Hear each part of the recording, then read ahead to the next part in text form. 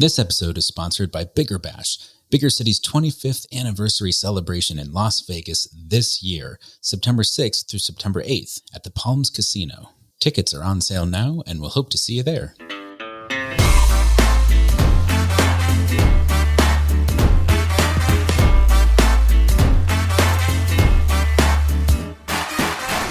Hello, and welcome to the Big Fat Gay Podcast, where we talk about the things that are weighing on our minds. I'm Dan Oliverio, author, public speaker, and chubby chaser, and today I am a post-Pride happy boy. Ooh. We just had Gay Pride here in West Hollywood. Kick things off real early. Not quite sure why. Bounces around the calendar every year. But this year, it was the first weekend in June. Take that, New York and Chicago. Which was literally June 1st. And all things were wonderful. Yeah. I'm Trevor Keyson. I'm a super chub, and today I'm a post-birthday. Yay. Birthday boy. Happy birthday! I don't know. I'm older. I'm wiser. And And there was a parade for his birthday. yes, That whole celebration a block away. the 35th annual Trevor Keyson birthday parade. The first annual 35th. Hi, my name is Michael Willer. I am a chubby chaser, and today I'm a pleasantly surprised Pride boy because we were visiting during Pride, or I was visiting during Pride, and had to do a lot of driving around town, and I didn't get blocked in. And that was very nice. It was a lovely, sedate, and sane Pride. Except for the weird church procession yesterday. That was completely unrelated. I know, but it was strange. It was whose day? Corpus Christi. It was Corpus Christi. Corpus Christi, which is a big thing on the Catholic calendar. It fell on celebrates Gay Pride weekend. It celebrates the day Jesus turned into bread. Anyway. Hey there, my name is Don. I'm a big chubby guy living here in sunny Hollywood, and today I am your Pride Grinch. Oh no! I am the one who avoided everything. I stayed indoors. Yeah.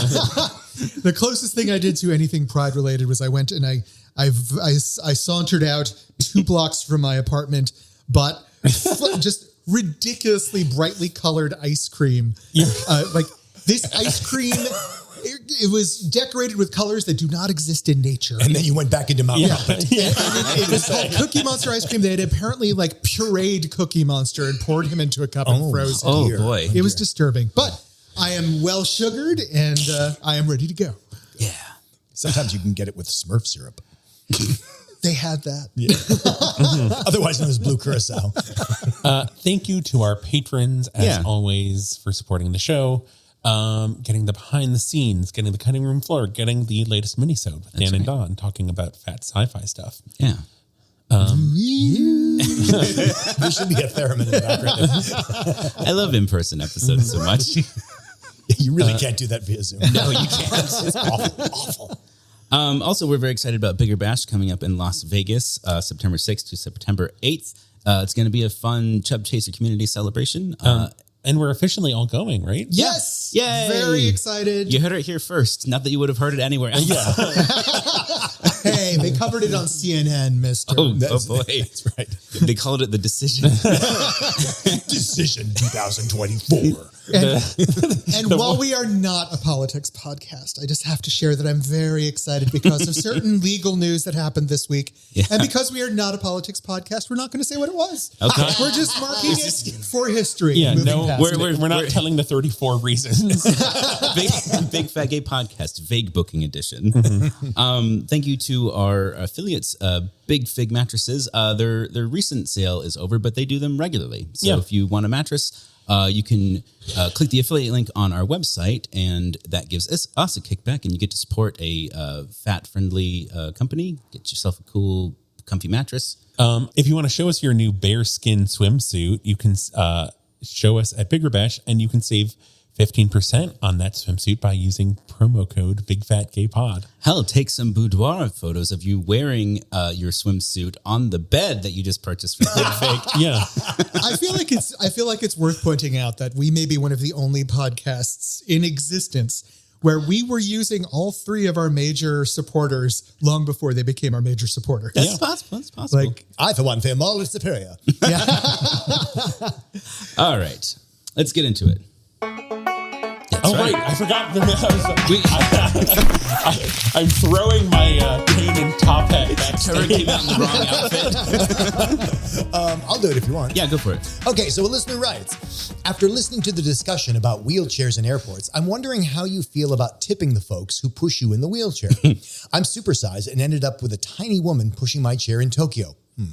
I feel so bad offering her tip and thinking I might have offended her too. So I felt bad for both trying to tip and not tipping. Stateside, I usually tip $10, but I wonder if it's not enough. Should I be tipping at all? Do thin folks tip in wheelchairs and feel the need to tip? This is just another fat tax. Is this just another fat tax, or is tipping good to do, especially if you are 350 pounds or more?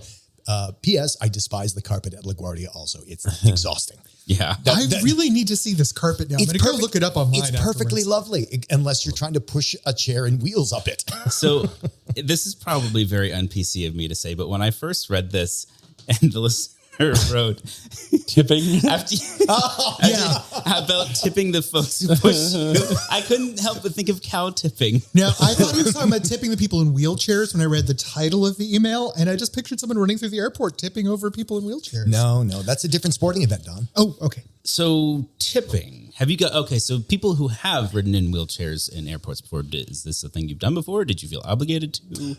I know Trevor feels pretty strongly about this. Yes, I mean, I tip. Yes, I think whatever you can tip is good. I don't think there is a set amount or a conversion chart from dollar amount into weight or anything. I think $10 is good. And then, I mean, the time at LaGuardia where I had the two guys pushing me, I gave them each $10 just because it was a lot of pushing on carpet. And also I had multiple tens. And I think, if you're feeling generous, I know I learned this from you, Dan, but I don't know where you learned it. Be a hero for $1. Yeah, it's. I didn't invent the phrase, but be a hero for $1. The idea is that, gosh, should I tip the waitress $5 or $6? $6 or $5? Be a hero for $1. Come on. Mm-hmm. It means nothing to you. It means a lot to them. Well, and especially cumulatively. And if you're trying to decide, just go, if all the people they push that day tip 6 instead of 5, exactly right. Yeah, makes a difference. Do you want to? I used to wait tables. Okay. Oh, the only time I've used that wheelchair, I told the story last episode, I think it was, about being pushed by a little old lady who then nearly lost control going down the ramp. That's a YouTube video. When she dropped me off, at the gate, we arrived early, and then she vanished like a ninja. So I didn't even have the chance. Yeah, but she was behind you, right? Yeah, she was just gone. Here's my take on it as far as tipping. So if you're in a tipping culture, you will tip, right? Even if you're not in a tipping culture, the person is saying, I was in Japan, I don't know if I'm going to insult them if I tip. I've taught a lot of people from a lot of different cultures. I don't know of anyone who has been insulted by a tip. I think the worst reaction is they laugh at the dumb American, but I don't know anybody who's been actively insulted by giving money in a tipping situation like that. I can imagine other situations where giving money could be insulting, but that isn't one of them.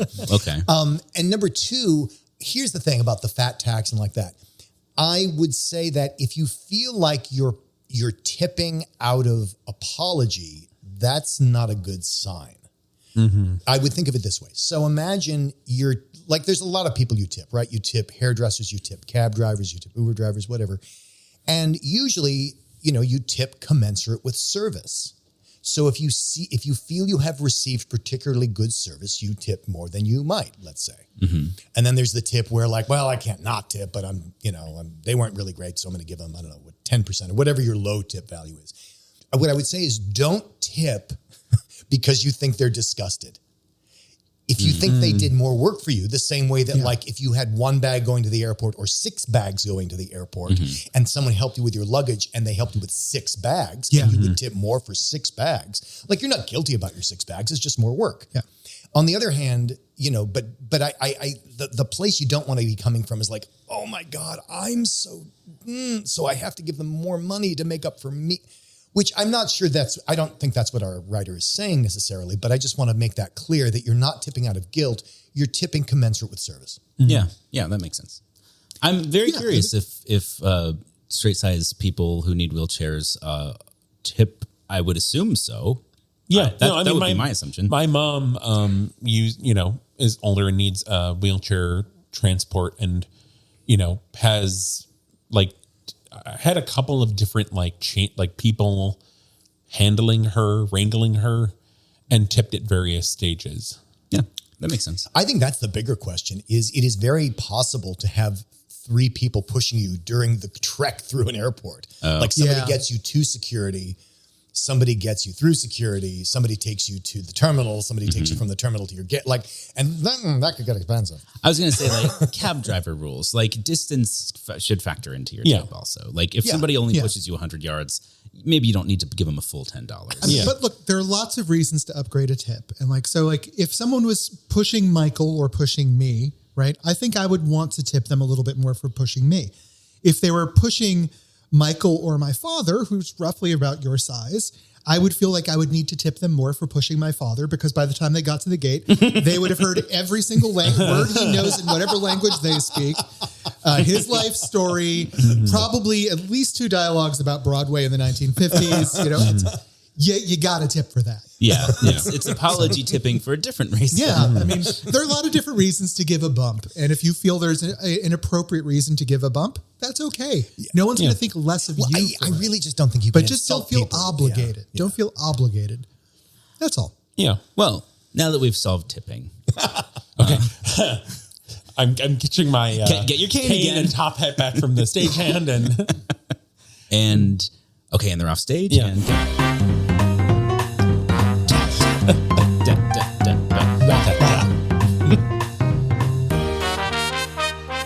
And this makes me think of a Windows 95 game in the best possible way. Do we choreograph a little bit for this during the Bigger Bash? We could actually have dancing boys, I think. If we get volunteers over there, we could have a little... I quite like it. If we all pulled out some little tiny sequined top hats. Yes. I would like to be involved in the selection of the dancing boys. We're starting off with an entirely different little musical number. This is from Ellis Maya, I think is how you pronounce. I think so. His name M-I-A-H. Producer, songwriter, has worked with Sia, RuPaul, Miley Cyrus. Huge producer. He took an interview with Nicola Coughlin, who's been doing a lot of press for the new season of Bridgerton, where she talked about her dream job of writing Real Housewife style songs. I can play it. Yeah, so we'll just Michael, just play this little bit. Sometimes when the Real Housewives release pop songs just exclusively for gay men, that's my dream job. Because they don't even really sing, they just list things about shoes. Caviar, more shoes,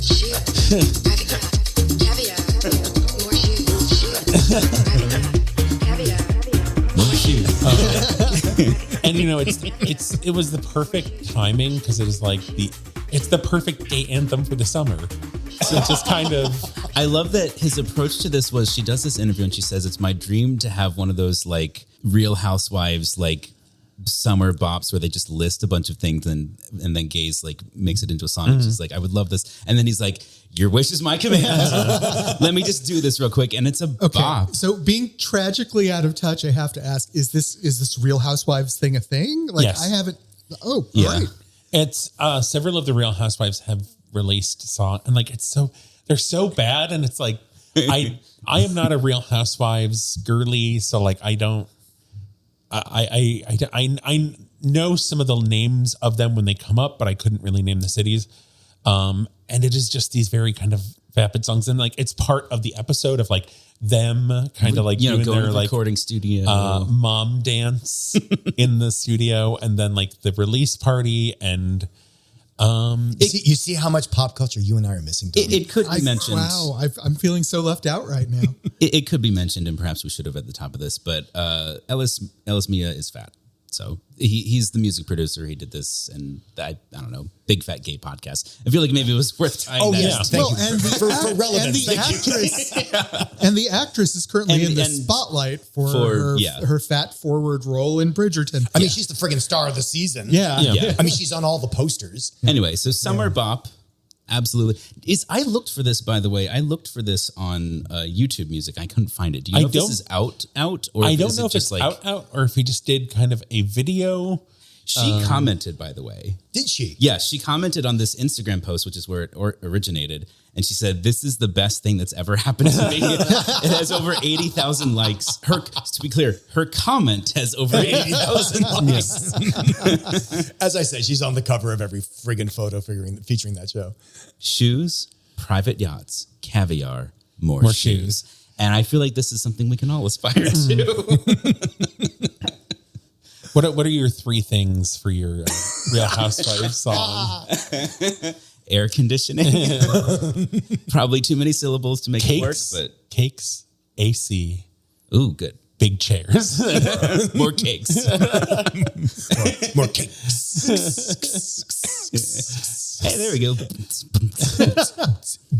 More chairs. So, speaking of musical moments, Okay. our good next segue. our next story also deals a little upcoming musical, maybe. Richard Simmons, after clarifying that he is not in fact dead. For people who aren't familiar with Richard Simmons, he was a workout guru from the 80s, from that sort of Jane Fonda's workout period when everyone was putting out video cassettes with workout routines on them. And that's what he was known for. And I seem to recall, but he had a show. He also had a show, and he was a regular guest on talk shows in the United States. All over. Constantly. Probably one of the most prominent faces of weight loss in the United States. For me, Richard Simmons was far more formative than the whole Oprah wagon of fat thing. I would agree. This is a man I've heard that he has died about 3 times over the past 10 years. Yeah. Well, and to be clear, he started this particular rumor accidentally. He did. It was not. What did he say? He posted on Facebook. I don't have the full quote right in front of me, but he was making a post about how, guess what, everybody, I'm dying. We're all dying, so live every day like it's your last. It was that kind of post. Yeah, but people just saw I'm dying. I'm dying. And therefore, and we haven't heard from you in 6 weeks, so you must be dead. This story is from Jezebel by Audra Heinrichs. And it's talking about that. So there's been a couple of different things coming out with like unauthorized Richard Simmons bio pieces. There was a short film with Pauly Shore. And then there's going to be a feature-length unauthorized biopic with Pauly Shore. And Richard Simmons wants to make it so clear that it's unauthorized. Yes. Yeah, he's not part pleased. of it, which apparently was quite heartbreaking for Pauly Shore to hear that. Well, But anyway. according to Richard Simmons. Yeah. Oh, no, I think this, well, anyway. But this is, apparently there is a Richard Simmons Broadway show. Musical show. Interactive musical. Interactive. I am willing to bet that it's going to be a 2-hour like aerobics interactive workout. There's got to be a choreographed It's- aerobics routine at some point. At some point, at least one. I love this because, so Dan and I, like, we have a lot of, like, sometimes couch snark about, like, whatever the newest bad adaptation Broadway musical is. Oh, yeah. And, you know, my thing is always like, and I was dancing in the aisles. It's like And now you studio reaction, or the, audience reaction for the commercial. I'll be honest though, the idea of a Richard Simmons musical makes me cringe less than a lot of the stuff that they've been actually doing. You know why? Because it belongs. If you're going to be dancing in the aisles, you should be dancing to Richard Simmons. It actually seems like a little bit of it works a little bit. I don't want to be at a production of Rodgers and Hammerstein's Cinderella with people dancing in the aisles. Hell no. I have mixed feelings about Richard Simmons. Do you? My mixed feelings on Richard Simmons are because he represents such a like weird diet culture thing, but he was fat. But I feel like people made fun of Richard Simmons, but also as a way to like make fun of fat people. I didn't know enough about Richard Simmons to know how to feel about him having a show coming up.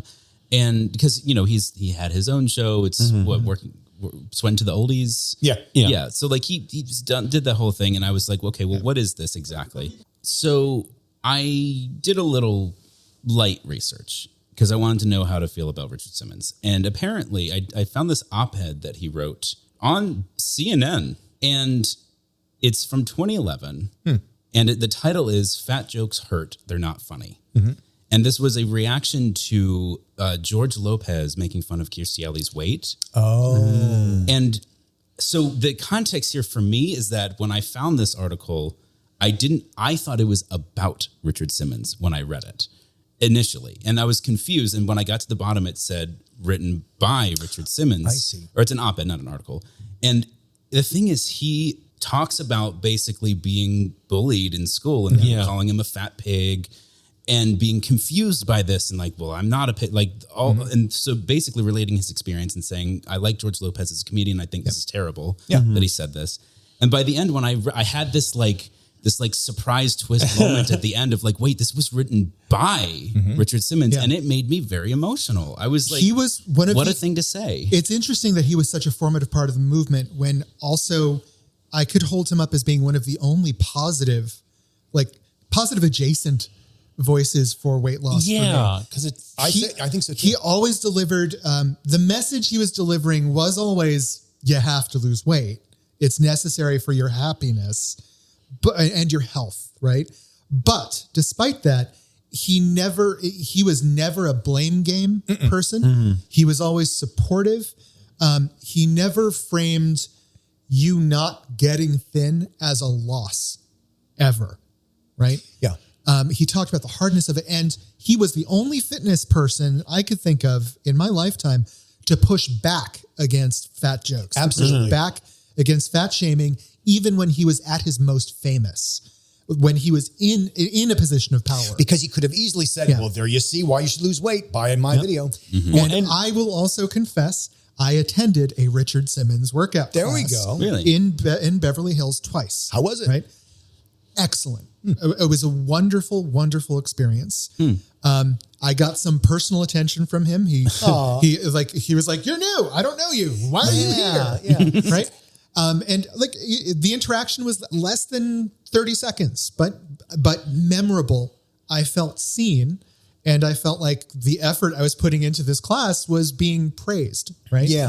Which is not something I'm used to during that period. I was going to all these workout things. I was not used to getting praised at all. I think it's also notable that he had fat people in his videos. Yes. And that he was Back when fat. that never happened. Yeah. Well, and his whole shtick was like, I'm fat, I lost weight, you can too. Yeah. You know, that was the whole reasoning. I also think that it was, what also made it really great was he never tied, I think you said this in a different way, Don, but he never tied your worth to your loss. Yeah. Like when you go to his thing, it's like, oh my God, you're new. Thank you for showing up. Yep. You've won. Yeah. Yeah. And by the way, we're going to do some workout stuff. Yeah. So, I mean, I think that's just such a great message. I remember someone in one of the classes there talking about the amount of weight that they lost, and him saying, wow, that sounds really difficult. What an accomplishment for you. Right. And just, not that like this was the be all and end all. That she was better. You did this. Like you made this decision and you made this happen. That is the achievement. Not the fact that it's done. You making this achievement. Which goes to what you've said earlier in other podcasts about how you're commending the achievement, not the value of the person. Right. Yeah. So Which is I feel like fine line to walk for anybody. And I It feel really like is. he does that naturally, which is what comes through when you see him. And one of the reasons why I wonder why, if the reasons why his brand of positivity didn't make it into the mainstream of the fat loss movement was because he became the butt of all jokes. Well, because during he that was time period. he was very flamboyant. He was flamboyant. He wasn't pretty. I mean, he's just He was hanging out with fat people. and he was hanging out with fat people. No, he's just a really nice guy. Yeah. Yeah. And every story I've heard about him since then has underscored that all of it was real. Yeah, Yeah. 100%. I've never heard a story saying that any of it was put on. You can't fake that. We need another Richard Simmons. Yeah. We need Richard Simmons. Come on back, Richard Simmons. Do we Well, have? he is coming back in a new musical called Yeah.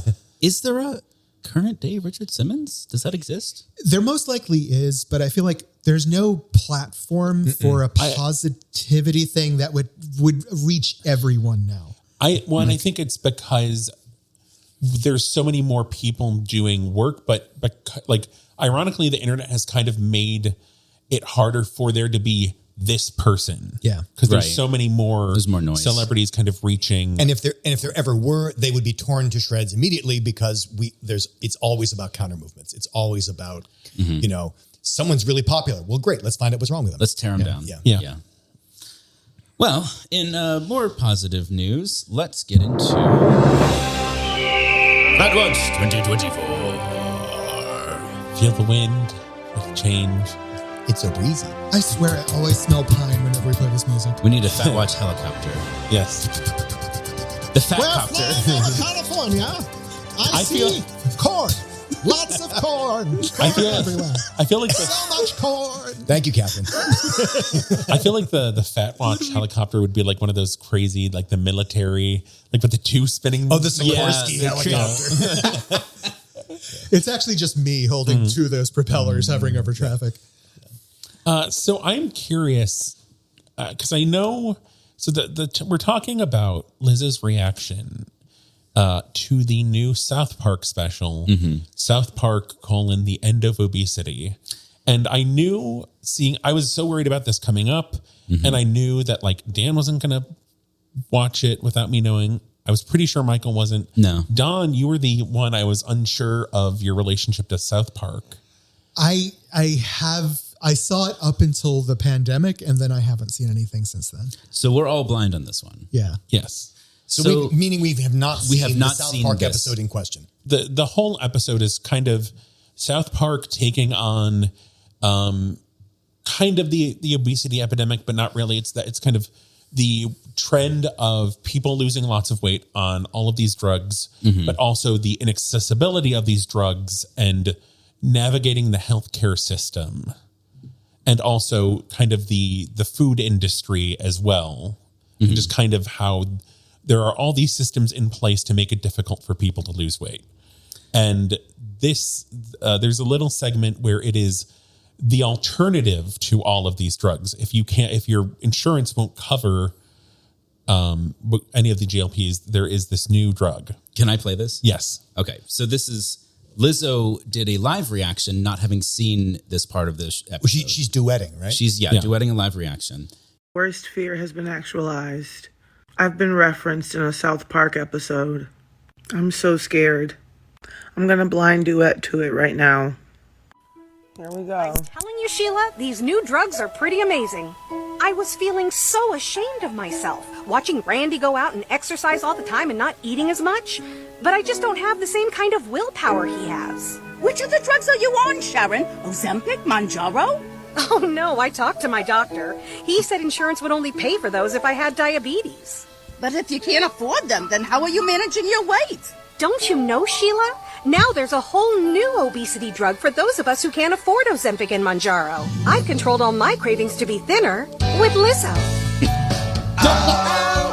It's Lizzo. FDA-approved Lizzo makes you feel good about your weight, and it costs 90% less than Ozempic.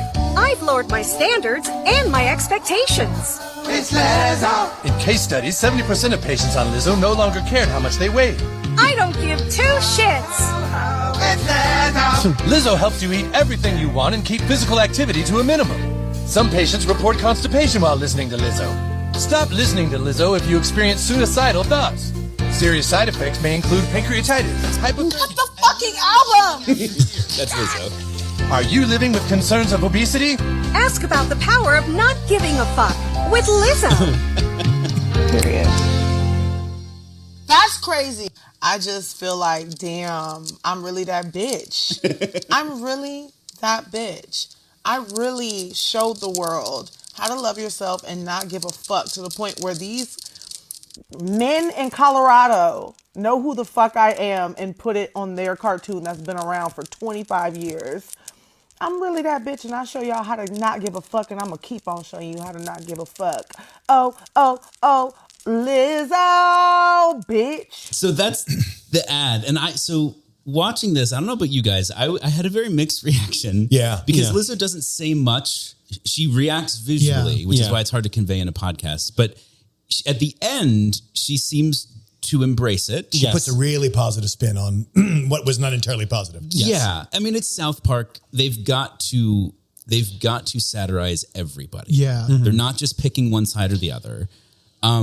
Overall, I think like it's a this is something moment, but we also haven't seen the episode. Yes. And I want to do that. I don't know how you guys feel. I think we have to. I think we have to. Well, and I have, because I get a lot of South Park stuff in my algorithm, especially, it's specifically like, there's a category of like women that like gay South Park stuff.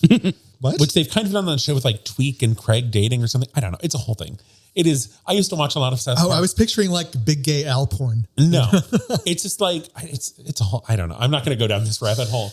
I used to watch a lot of South Park as the world kind of became more South Park, and like as the world kind of lost all nuance, I found it harder to watch and enjoy. Suddenly it's not as escapism as it used to be. And it's kind of just like when a South Park episode is less ridiculous than what's actually in the news. Yeah. You know, it's why the onion's going under. It's the same problem.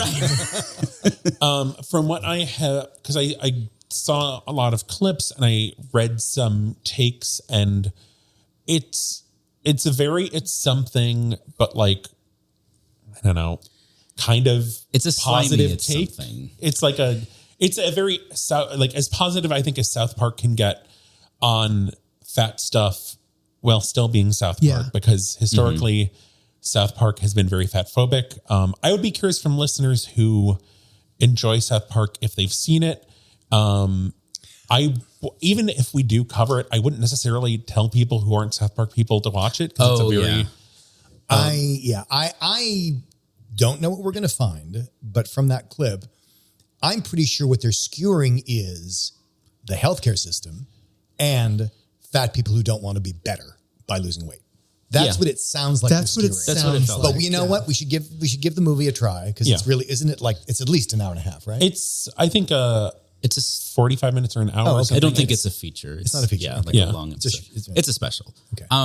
So the Fat Watch was very specifically about Lizzo's reaction, which she did take to be a positive thing overall. Yes. So anyway, we'll get back to the South Park episode, the special. But it was still nice to see Lizzo's face again. She's been, I think, taking a step back for a while, so we always love to see her. Well earned.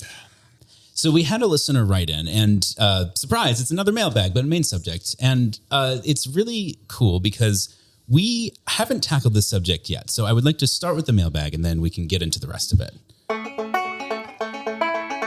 Yes, I know we've already heard this before, but I need things to be neat and orderly. What does the letter say, Michael? So the listener writes, and to this particular listener, we may have condensed your email a little bit, so don't freak out. I tend to go for extremely masculine features, tall, hung, and or muscular guys. I have distinct memories of myself as a third grader checking out a specific copy of the Guinness Book of World Records from library times so that I could ogle Arnold Schwarzenegger and Lee Haney, who were pictured for having the most Mr. Olympia titles. Like a lot of gay guys, I used to operate under the assumption that I had some kind of obligation to try to be like or present myself like the kinds of guys I'm attracted to. But I've never had a Mr. Olympia body type, and genetically, it's just never going to happen for me. Therefore, it was very freeing to consider that most men, if I include straight men, are actually attracted to people who do not look like them. You guys have discussed contrast in body size, but I also think a lot about contrast in penis size, and it intersects with my body in ways that I have not always understood about myself. I had still internalized the masculine paradigm that I had to present my dick as being as big as possible, but at my current size, that's increasingly difficult. So imagine my surprise the first time I shared with a guy on Baker City in a moment of shameful vulnerability that all but 2 inches of my dick is covered up with fat, even when I'm hard. To my surprise... Not mine. To my surprise, he desperately asked me to take a photo because that would drive him crazy sexually. It was this extremely freeing light bulb moment where I didn't have to keep up the charade anymore. I'm a non-binary swishy bottom anyway, so I don't know what took me so long about that, but it was absolutely a lesson that I'm grateful for.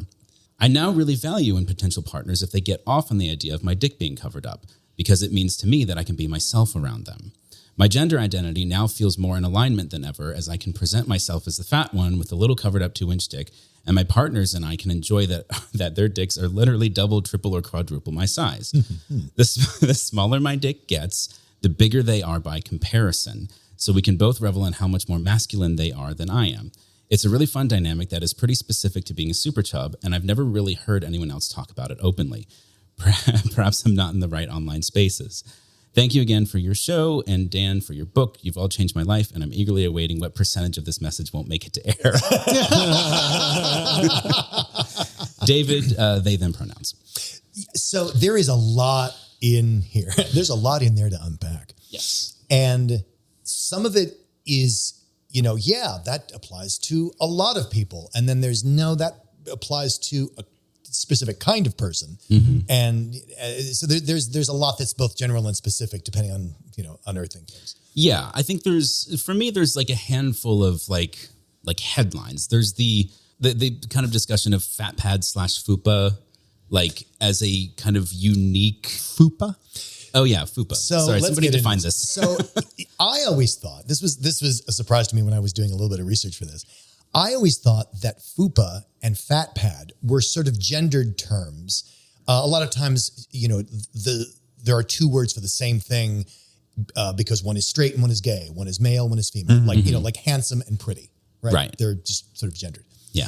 So I thought that was the case with FUPA and Fatpad. That is actually, in origin, not the intent. I don't know. In usage, it may be still the case, but whatever. So Fatpad, which is let me start with FUPA because that's easier. So FUPA, I always thought was the term for that part of the female anatomy because FUPA is an acronym for fat upper pubic area. And it is the fat around the Latin named pubis montus, the pubic mound. So, and I just thought that was just what all the straight people were using about women. It's like, no, that's actually the medical term. It's a friggin' medical term. I FUPA. did not see that coming. It's a friggin' medical term. It right? sounds like something that Mario jumps on the head of to knock off. Yeah. Okay. So when Fatpad is also a medical term, but it has absolutely nothing to do with that region specifically. It's more commonly used with the foot because it's the fat pad in your heel. Yeah, the heel and the ball of the foot. That's what I found out when I looked up fat pad. Well, I mean, it's any fat pad generically, but sure, yeah. Well, I also want to point out that there has been a lot of discussion online with, I feel like, a lot of fat women and femmes on Instagram around FUPA and people thinking that that's just like the lower belly. Yeah, which is actually the panis. Right. Yes. The overhang, or sometimes called the second belly if you're built that way. Yeah, that's the panis. That's not the FUPA. we need a chart. Someone get me a chart. There's a fat David anatomical chart, like the Michelangelo with all the the Universal Man. Yeah. If that doesn't exist, we need to hire someone to make that. So it exists. I've seen it. So for example, you would lift up the overhang. You would lift up the panis to find the FUPA, and inside the FUPA, you will find some degree of concealed penis. I want to acknowledge and appreciate the civilian listeners who are still listening at this point. Yeah, if you've made it this far, congratulations. Yes. Well, I don't care. We're just getting ready to dive on into the fact. If you have a body, you know what we're talking about. So to get back to what I was saying, to me, kind of the headlines here, and you guys correct me if you think that I'm getting it wrong, but there's a handful of headlines. One is the general discussion of the FUPA as relates to kind of a uniquely fat, I don't know, not sexual organ per se, but like you've sexual erogenous region. Yeah, erogenous zone. That's fair. I think there's a lot in that in and of itself. And then there's the I think the kind of comparative masculine feminine identity issue of the more that I look, or the less I look like a man in terms of my penis being visible, the more that I like my role when I am with a man who has a comparatively, quote unquote, hyper masculine presentation, large dick, that kind of thing. And here's the third thing, because there'd be a lot of people who out there saying like, well, I love that I have a fat pad, my dick's covered up, but not because it feels more feminine. It's more about a power dynamic where it's about a power dynamic of feeling more vulnerable or not more feminine, but less masculine. That's a hard one to express sometimes. Well, some people, it like it's colors of the rainbow. Like some people don't take it that way for the same reason. It's something like a while back. I created. We had a bit where we had to create new words that we thought we needed, and I created seraphic, right? To be like seraphim, grander, grandiose, as opposed to cherubic. And I think the fat pad interaction with the small penis, it's akin to the way a cherub is presented, which is demasculating. It's emasculating to me. Yeah, it's a baby thing. Yes, but that emasculization can be very erotic, and it is absolutely not the same thing as feminizing. Right. Yeah. They can overlap, agreed. they can intersect, but they're not the same. One, I think there is a version, like a masculine version of the fat pad buried penis, where even if it is not, it is like a very large penis that has been buried in the fat of the like, well, you gotta work to get get it, boy. Oh, Yeah. interesting. Yeah. I hadn't. Like for example, the fat guy top who has a somewhat buried penis, but it comes out for action when it needs to. Like it's a suiting up Red thing. hot turtle action, baby. I don't know if you get, just because I don't know. We can get into specifics. This just popped into my head though, that I feel like the fupa can kind of act like a built-in fleshlight. Oh yeah. If that like. Oh, there are guys who can totally come just using their fupa. Yeah, which I think is really like fun. Again, like if you're talking about kind of the unique aspects of fatness and sex, like absolutely, that's really hot. I mean, I've had the experience of being with a guy who has not been with. Oh yeah. I am the first fat guy they've been with. And it is kind of a like, what are those moment of like, just like, I don't know. Like I didn't know that part of the body could be fat because like they know that they've never seen it. It's like almost like that part of the body doesn't really exist to them because they've been only with like really fit guys. So it's just kind of generally a flat area. And it's like just this mind blowing thing very for them. interesting to be a chaser's first fat boy and have to educate them on how to, I'm trying to figure out how to say this delicately. How to touch, right? I found that more than a few of them were like, okay, so when you're dealing with a fupa, right? Someone who has one, in my experience, just grabbing the dick and shaking it, that's not pleasurable for me, right? Grabbing the dick? Shaking it hello? Like Just trying to get it out of there. Because the fupa is sort of moving, like for me, like I need friction, right? Just grabbing it and shaking it is moving the fupa along with it. That sounds bad technique with anyone, regardless of size. Yeah. Like that is But never I'm gonna go out on a limb and say it's worse for people with a fupa. And for some reason, chasers, that's one of the first moves they try. Maybe he's trying to. They. This has been a multiple. Yeah. Okay. So maybe here's my guess. It doesn't excuse anything, but maybe they're afraid of interacting with the fupa. They know what a dick is, and they're trying to play with the fupa via the dick. That is really stretching, I think. They don't know what to do, so they're just trying to get it. That's my guess. They're operating with a part they've seen before. Well, and probably they find it equally exciting and confusing. Yes.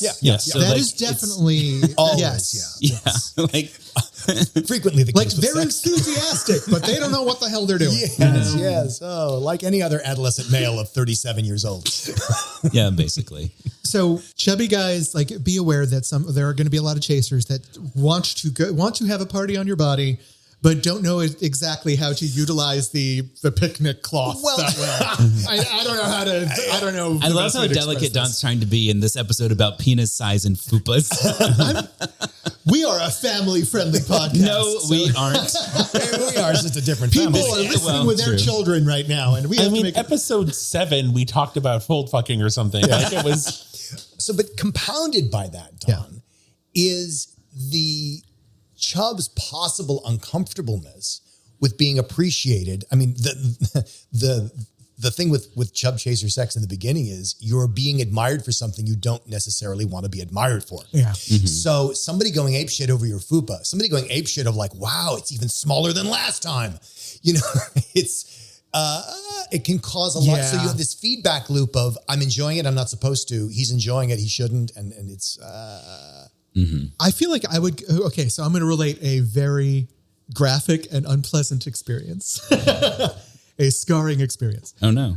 So I was having a 3-way with 2 chasers, and that's my preferred method. One of them, and it was one of my few forays into the BDSM world, where one of them was the dominant and one of them was his submissive. Right? Where'd you fit in? They both were attracted to fatter bodies. But what role did you play? I was the in-between. I was the guest. I was the guest dom, I guess you would say. But that's kind of what okay. Yeah. Okay. So he was directing his sub on what to do, right? And then he started referring to my body parts in ways that he clearly found exciting. The sub clearly found exciting, but they had not discussed these terminologies with me, right? I've been in that three-way. Yeah. And so I think these are not the terms that they used, but like, it's gonna be like, suck that floppy tit, right? That sort of thing. Yeah. Right. Okay. And I'm like, okay, I get why you're getting excited by this. I'm feeling a little shamed by the terminologies you're using. And you are so third party at this point anyway. Yeah. And like, so I'm not going to say that it was a negative experience overall, but I did not like my body being used that way. It's very used. I was in a very similar three-way where it was me, another chaser, really super hot, and really great fat guy who was like very, very, very happy to have, me and this other hot chaser there. But the other hot chaser is like kind of being, what's the word? Conspiratorial with me, like in a sexy way, like, oh yeah, we're going to do this. And it's making it predatory. Yeah. Not predatory. It was more celebratory. Look at the gazelle over there in the high grasses. We're going to take it down. Yeah, well, but as if to be admiring the gazelle's line and form. Yeah.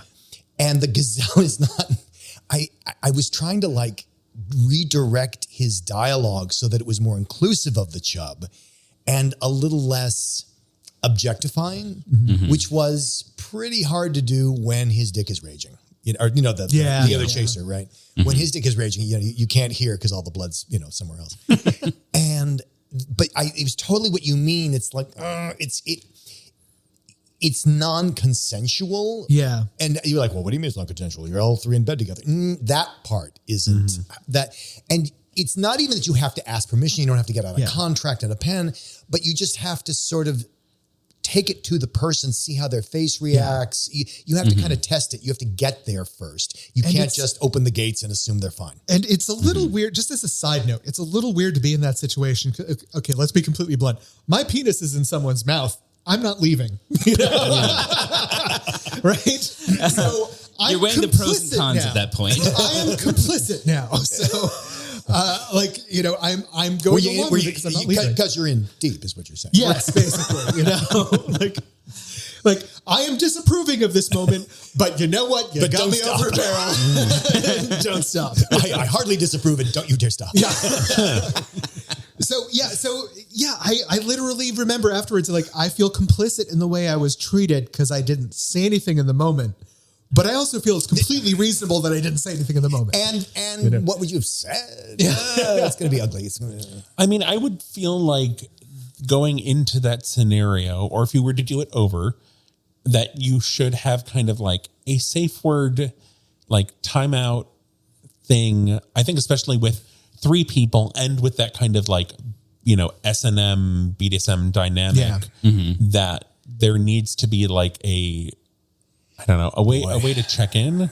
Yes. The problem is that, see, if it were simple, like let's say they're tweaking your nipple too hard, that's easy because you can just put a hand there, take it away. You can slap their hand. You can say no. There's a lot of really, and they know what you mean. But like, please don't address me in a way that might subjugate me in the semantic discourse that we are now entering you can't into. Stop for 5 seconds to address that. It is such a higher level conversation, and it's really hard to do in the moment, and it's even harder to do before the moment. And every conversation involves the penis coming out of the mouth, which is just not acceptable in that moment. Well, that's assuming you want them to respond to you. Yeah.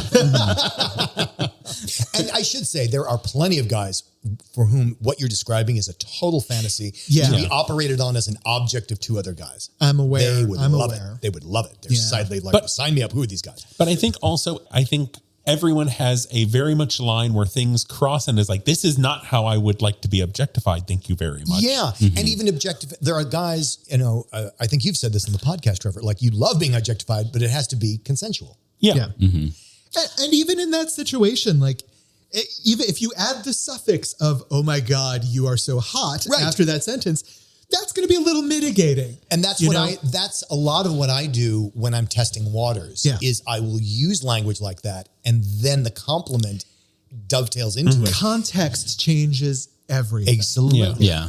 Like, So I wanted to address the middle column here, which I think may only apply to me on this particular podcast. The idea of like emasculization via the route of feminization. Yeah, or gender play, or however you want to say that. Yeah. So I had an experience a while back. This is a pretty good long time ago. This is pre-COVID, where I was with a super child who was amazing, super hot. We're still friends, like fantastic person. And he has such a small penis and so much fat pad that it basically becomes an entire new entry point. It's fuckable. Yeah, it's fuckable. A cloaca. Yeah. And so, and that was, I think that was my first time experiencing that as a chaser top.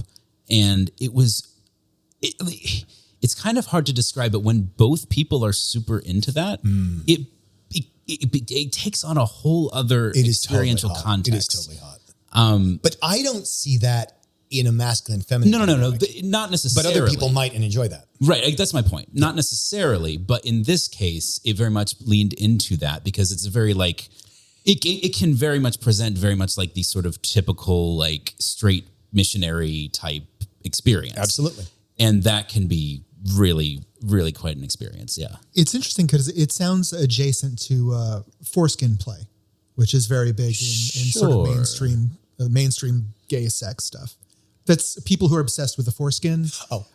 Docking and that sort of thing, where you're actually like kind of fucking into the other person's foreskin. It's in that. I suppose. Yeah, it's sort of same like vein. Instead of foreskin, it's just fat. And it's a lot more of it. It's a lot more of it. Yeah. But I'm saying, like, even outside of the chub chaser community, this is a thing. I feel like, because my first experience with kind of like the idea of fat pads was, I was like junior high or maybe high school, and I was listening to Dr. Drew. Oh, yeah. And he was talking about fat pads, but he wasn't using any real language, and just kind of talking about like this horrible thing that happens when people, when men gain weight. And it was just this very... Never said, you've got my attention. But it was this like, just very like, that sound like... what is that? That sounds horrible. And like, I was very self-conscious of my fat pad for on. Like, I was much smaller then and didn't really understand how it could be appreciated until like I started to have more experience and be with guys who appreciate that. You mean you didn't know how you could be appreciated until you found someone who appreciated it? Yeah. I mean, I honestly the same though, because I spent a good 10 years as a sexually active adult before I had that experience. Yeah. Like, it took a long time, and it took somebody inviting me to do it before I realized this is something that can be done and is also welcome and pleasurable. And can be very mutually pleasurable. Yeah. And I personally, the moment that David talks about in their letter of the revelation of the whole, like I said in my book, Zero to Hero, where you all of us, it is a mind fuck. All this thing that you've been hiding, protecting, being ashamed of, and all of a sudden it is like, yay, thank God you have that. Yeah. Thank God you are that, whatever it is. And I love being in bed with someone and seeing their face go through that process as they ascend the clouds. and it's not even what I'm doing. It's what the clouds they're ascending are shame to adulation. Yeah. Yeah. Something as a chubby guy that you're just going to have to expect. And this is for our younger chubby guys out there and who are starting off on their journey. The older chubby guys are not going to be surprised by this. You're going to be surprised over the course of your lifetime, the different parts of your body that excite the shit out of people. I disagree that I think there are some older chubby guys who have not had the experience. I think it's more likely really fair. get to have that and might be listening and be like, oh. But the part of you that we're just reiterating this for everyone, the part that you find least attractive about yourself, you're going to be amazed. I actually have an inoculation for it. What I say is, if I'm with an experienced chub, I say, I just wanted to let you know in advance, because they're usually very nervous about like what they're going to see. And I say, look, I will probably be the most turned on by the parts of your body you are least proud of. Yes. And I'm attesting to that now. So I'm going to make a confession here. Like, one of the body parts that I'm always most horrified by is the one I can't conceal is the back of my knees. Oh my God, that's so fucking sexy. Okay. So, all right. So the first, yes. So that is something that I am horrified by. And I am horrified that I can't cover them up because I'm convinced that the world is staring at them and judging me, and I'm horrified by. And then every once in a while, I get that reaction from that you just heard over the phone. You just heard over your podcast. This is the Chaser equivalent of it comes in pints. Yeah. No, I mean, and what's funny is I was texting with someone. Well, before you do that, let me reiterate to our chubby listeners: go back and listen to that segment where I am confessing that this is the thing that is the bane of my existence, that I'm always so self-conscious about. And now listen to Dan's reaction when I discuss it. That reaction is out there for you with the right people. And then when you can hear that reaction and not have my instant reaction is like, oh my God, there's a weird cringe before I can get to the other side of I'm being appreciated right now, right? Mm-hmm. You want to live on the other side of that reaction. And the only way to get there is by feeling it. Yeah. More than once, right? So go out, give yourself the chance to feel it by associating with people like Dan and Michael, who may reinforce some of your. You don't need to fuck them. It's really hard to fuck that part of the body anyway. And being told, actually, no. But you have to take a detour. It can happen. It can happen. No, I was actually just texting. Was it yesterday? At most 36 hours ago. With someone who is also very fat attracted, and we were talking about like somebody and and he has those folds at the back of the knees, and we're both like, oh, and he's like, oh, I love that. I said, yeah, it's rare in a lot of male bodies, but it's really hot. So, chasers, like, I feel like I send constant mixed messages to our chasers. Yes, you do. I know. And it's not fair, but it's something that's needed. Like, as much as the objectification can feel weird the first few times you go through it, I think it's good for us because it helps us find our confidence too. Well, there's two things. Mm-hmm. There is objectification that is consensual, and then there's consensual that's not, which is always ugly. And then there's the distinction between objectification and adoration. Yeah. And sometimes for someone, again, if it's a body part you do not like about yourself, you can't perceive the difference. Nope. I think sometimes it takes, because I think especially with a fupa is a special thing that people who have large fupas will know that they can be an obstacle a lot of the time it's like looking at me like, what do you mean? Like, for it's right there. How's it an obstacle? For in non-pleasurable ways, it can be an obstacle. Yes, but when you can have an experience with someone who can really appreciate it and take time to show you the erogenous parts of it and really be gentle with it and just really, I don't know, it can be a wonderful thing. Just to iterate on what Trevor just said, I also want to put a caution out to the chasers of the world not like anatomies are different. Not every fupa is built the same. Not every fupa with a penis is built the same. Yeah. And, like explore the individual, because that individual is not necessarily going to have the same reaction. Physically, they may have different limitations or, openings. Like, don't treat them all like they're identical. Yeah. They're not. And if it's a first time, take time with it. I'm sorry, even if it's not a first time, take time. What I'm getting at is like, for someone like me, I'm picturing someone sort of playing with my fupa. Mm-hmm. That's not something I've really deeply experienced, right? Mm-hmm. So I am picturing it might be a little uncomfortable at first just because I'm self-conscious about it, right? So take a moment to live in it and enjoy it and take your time. Yeah. Personally, I mean, I guess it's all a matter of technique and taste and preference and what you're going for and yada, yada, yada. But personally speaking, and I'm curious what Dan says about this, but if I'm appreciating any particular body part, but let's say it's the fupa, I'm not just focused on that. Yeah. There's a lot of simultaneous sensations that I'm trying to create in other areas, whether it's the thighs or the legs, or the belly or the nipples. Like I don't know, maybe it's just because I have ADHD and I like to have many things going on at once. It's a holistic experience. If you just you're providing purely, sensation, and you want to provide. It's an experience. It's not just one spot. Yeah, you're not just like poking at it with a finger and finger, Michael. I think one of the biggest mistakes in lovemaking is the single focus. Mm-hmm. Mm-hmm. Even if you are a normie into basic vanilla suck you, fuck you sex, even then, there is usually, like if you watch the dumbest sitcom you've ever seen, there's still a B plot. There's the main plot and there's a B plot. I don't care Gilligan's Island has That's a great way to put it.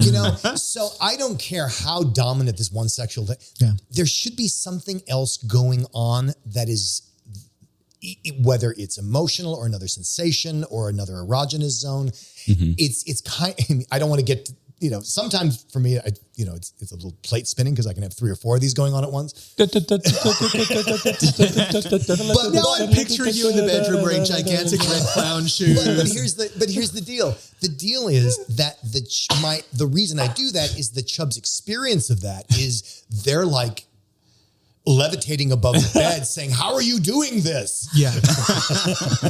And I was like, don't worry, you're in good hands. Let's keep going. Yeah. Like when you get universal positive feedback on a technique like that, it's hard not to just want to do that all the time. It feels good to deliver that. Mm-hmm. So anyway, hopefully I don't know that there was necessarily any questions in the listeners and emails so much as just openings for discussion. Openings. Fatpads and openings. Fatpads and openings. There's a title.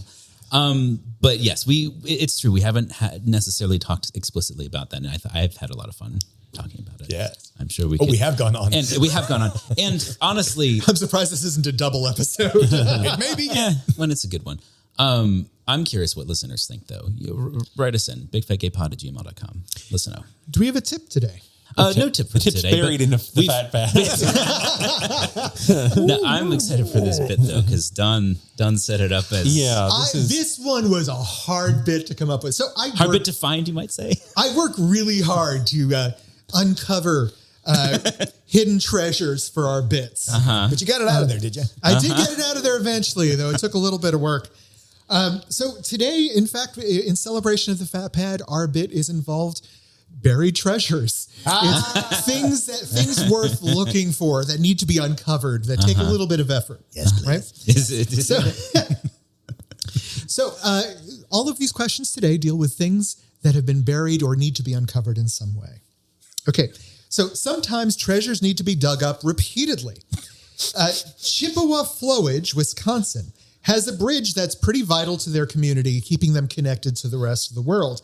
The problem is that bridge is in perfect zone for peat bogs to come up and basically swallow the bridge every year. For those of you who aren't familiar with what a peat bog is, it's basically collections of dead vegetation, mud, and things that gather on top of water, eventually biodegrade so they become floating islands that can have entire ecosystems on them. Wow. So they're actually really good to have in the area. You don't necessarily want to destroy it, but some places do. And they're named Pete.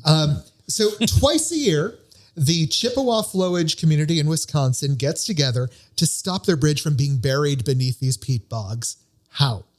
1, a traditional tractor pull and barbecue where they tie ropes to the trees that have grown on the peat. That's the most American that's what thing a peat bog is. They grow trees on it and animals live on it. Like it's an island. Wow. Right? So they do a tractor pull where they tie ropes to it and pull the peat bogs away from the bridge. I can see that. Yeah. 2, the yacht club push-a-thon, where all of their yachts and speedboats This is push up Wisconsin, against the you edge. said? Wisconsin. No way. And push it out away from it. 3, the 4-H Club, Boy Scouts, and other local clubs have a rodeo horse pull every year where they tie ropes around the horses to the trees and pull from the land full of peat bogs. Or 4, a rifle range shoot 'em up. The community uses rifles, guns, and explosives to blow up the new peat bogs every year. Well, I hope it's not that. I feel like it's the first or last. The 2 most American ones? Yeah. Yeah. Tractor, guns, and barbecue and tractors. Yeah. I feel like Wisconsin does have like a lot of Boy Scout stuff, but I'm going to go with the tractor pull and barbecue because if there wasn't the barbecue, I would be like, no, but the fact that it's tractor pull and barbecue. Yeah. Just logistically speaking, I feel like the tractor is the likeliest to get the job done. Is that what you're going with too? Yeah, that's what I'm going with. Okay, and you're doing the tractor? Right, we got 2 for tractors. Dan, are you going with the herd? I did intentionally wait for Trevor to guess first. Yeah.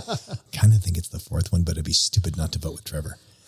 I mean, if it was Indiana, I would say we've got to have a way to separate the pack. All right, I'm going with Trevor, the first one.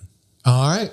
And y'all are wrong. It was the Yacht Club push-a-thon. No You way. can go online and watch this. It's done twice a year. Yachts exist in Wisconsin? Well, yacht clubs. Yes, but there it's pronounced yacht. Yacht clubs are very, it's generous. It's speedboats. It's a lot of speedboats pushing this thing. It's actually very entertaining, and the entire community comes out and watches it. So it's a communal activity. Private yacht. Right. Caviar. More shoes. Over the years, archaeologists have found the most valuable thing possible buried deep beneath the ground, our history. Items and relics preserved deep beneath the earth have been key resources in helping us understand the past.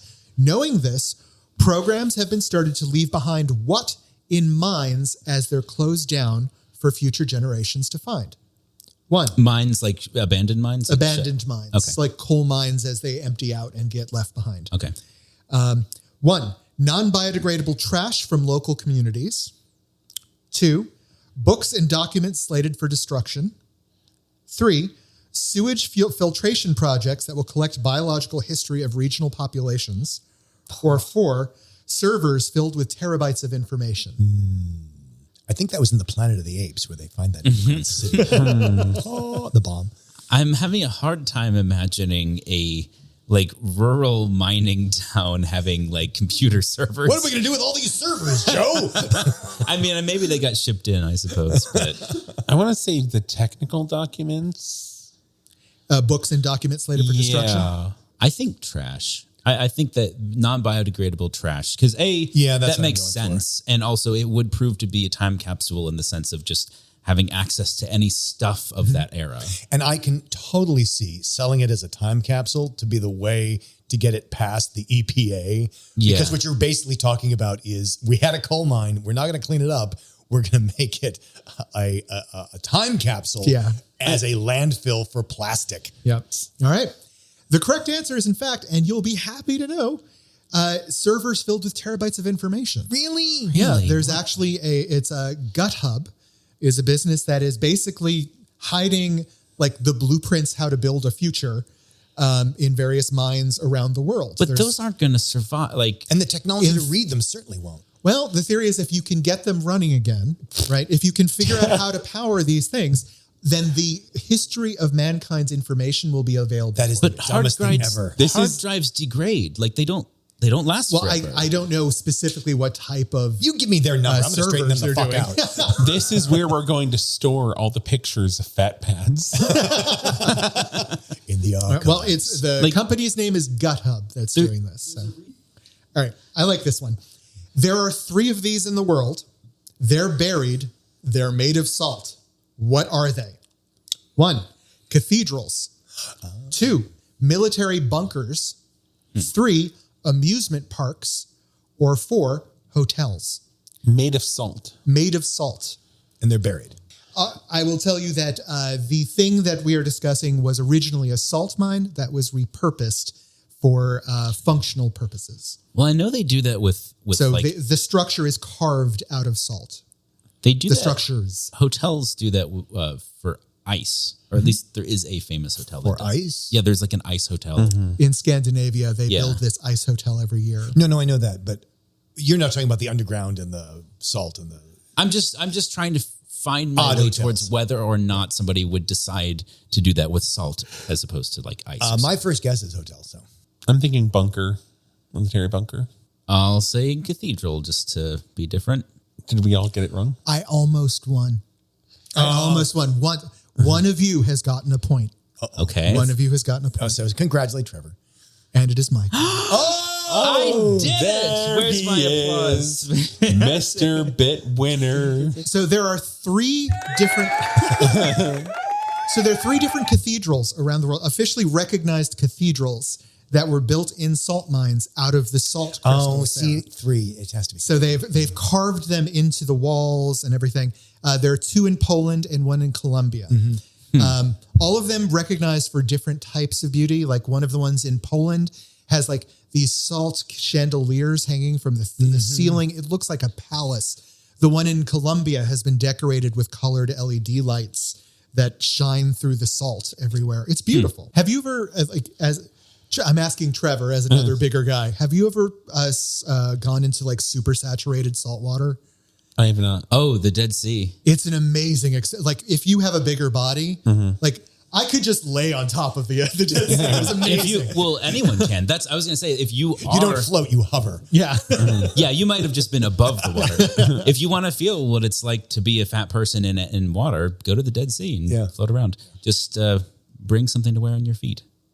Oh, yeah. It's very sharp. Very sharp. Very, very sharp. So if the listeners have a place that they really like to float, where can they tell us about it, Trevor? Well, we're on Instagram and Twitter as @BigFatGayPod. We're on Facebook as Big Fat Gay Podcast. Leave us 5 stars there. Leave us 5 stars on your preferred podcast platform. See the articles we talked about at bigfatgaypod.com. Also, I forgot source on Patreon at patreon.com/bigfatgaypod. You know, you don't listen. Everybody. You're just here waiting to find out what the surprise is at the end. Surprise! You feel something. Maybe you have fat cat. And you're pushing back your fupa and surprise, it's all of us. Yay! So watch out.